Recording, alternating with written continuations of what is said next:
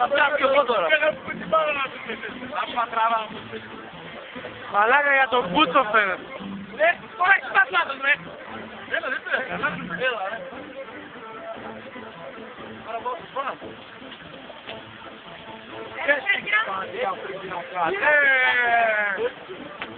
Πάντα πώς.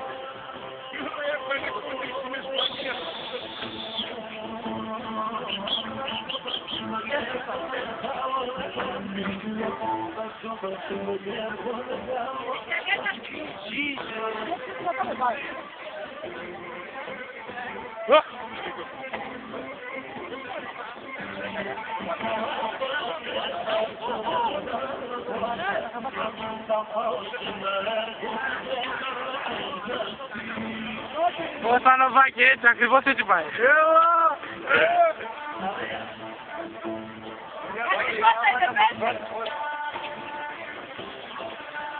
Όχι καλά το πάει. Ο Φώτης είναι μέσα στο κλίμα, μαλάκα.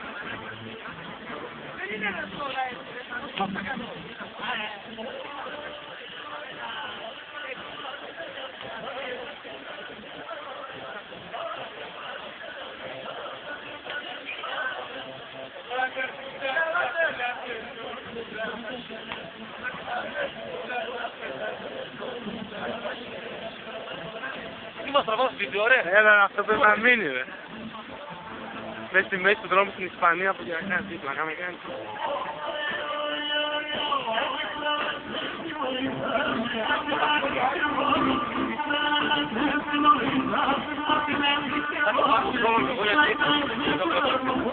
Καλά, αυτός τι είναι. Πώς πήγα το ξύπνησα, ρε. Πάρε, ρε μαλάκα, ακόμα δεν ξύπνησα να ακούμε. Ας έρθει την πόρτα.